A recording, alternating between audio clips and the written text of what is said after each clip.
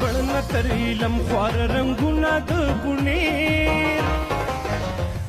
د سوات او د بونیر بارډر کلیل کنډو کې نن سبا د سیلانیانو تګ راتګ سیوا شوی دی ولې چې دا د ښکلاګانو سیمه د خپلو ښایستونو له وجې نه ډېر د لرې لرې نه سیلانیان تاریخدانان ځان ته راکاږي د صوابۍ ضلعې نه د سیل لپاره راغلی حیات نور پاسون نیوز ته وایي سوات ډېرې مزدارې سیندرانې ډېرې ښکلې یخې هواګانې دي موږ کالام ته هم لاړو چکر مو لګاو د کالام چې کوم دی نو هلته کې د بجلۍ د روډونو تنظام برابر دی ډېر ښکلی سیسټم دی اوس موږ د کوم دی نو دلته دغه ته راغلي یو سوات باندې چې کوم دی نو داسې دغه ته راوړي دي بونیر ته و بونیر کې چې موږ حالاتو ته وګورلو نو دلته کې لکه ټول انتظامات برابر نه دي روډونو چې کوم دی نو سهولت نشته دی خراب دي روډونه د بجلۍ ډېر سخت تکلیف دی دلته کې ډېر زیات مشکلات دي عوامو ته سوات علاقه بونیر علاقه خو ډېره ماشاءالله ډېره ښکلې علاقه ده بل د دې روډونو او د بجلۍ لږه دلته کې مشکلات دي ورته او نور خو ماشاءالله مونږ تقریبا 3 مرات د چې راوتي د کلي نه او ډېره ښکلې چې کوم دی انجوای مو وکړله د دې ځای ډېر ښایستونه دي خو دلته کې چې کوم سهولت سړي له پکار نو هغه سهولت دلته کې نشته دلته کې روډونه خراب دي نور هوټل هم دي څه نشته حکومت ورته بیخي پاملرنه نه کوي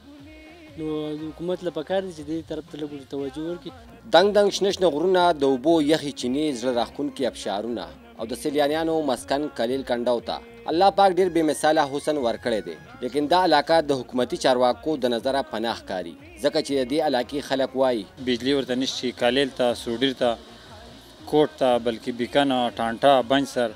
دې ټولو ته بجلی ډېر زیات تکلیف دی او روډونه چې دي نو روډونه بیخي مکمل خراب شوي دي اوبو تباه کړي دي دلته خو جو کلیل خو ډېر مشهور ځای دی ایم پی ګان مینیګان هر څه راځي دلته جو ډېر غټ کارونه یې موږ له وکړه بجلي نشته روډ دال دی لکه زموږ یغې کې خو د نه یو ډېره کم از کم لکه زموږ د څه خیال وساتلی شي لکه دا یوازې په اوټ خو نه دلته په خوا او شا کې تقریبا 15 کلي آباد دي چې نه د جنکو سکول لري او نه د صحت لپاره څه خاص مرکز روډونه خراب دي بجلیانې نشته د دې علاقې مخکینی ناظم جاوید خان وایي چې د نن نه تقریبا 9 کاله وړاندې صرف دا یو روډ جوړ شوی دی تقریبا د 2001 نه دی خو په دې ځای کې هېڅ قسم څه کار نه دی شوی په 2001 کې صرف دا یو روډ شوی دی په هغه وخت کې د جمعه اسلامي یو منبر هغه کړلی د هغې نه علاوه تاسو وګورئ چې په دې ځای کې یو خاص کار نشته دلته کې د دې خلکو ته د اسپتال تکلیف دی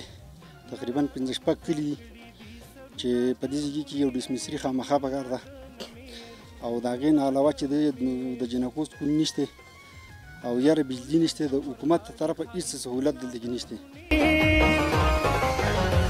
غان ټول شرشم ورخاړي ښایستونه د بونیر ګلونه ګرانو کتونکو تاسو د علاقې د خلکو د سیلانیانو خبرې ترې واورېدلې که یو خوا بونیر ته خدای پاک د سوات په شانتې ښایسته ښایسته سیمې ورکړي دي نو بل طرف ته دې علاقې ته د روډ او د بجلۍ او د سکولونو ډېر زیات مشکلات دي د علاقې خلکو د حکومتي چارواکو نه غوښتنه کړې ده چې زموږ په مشکلاتو دي په پوري توګه پاملرنه وکړی شي د راتلونکي بل پروګرام پورې خپل ورور سمادان جمله د کیمرامین عجب خان سره اجازت راکوي په لوی الله مسپارم د الله په امان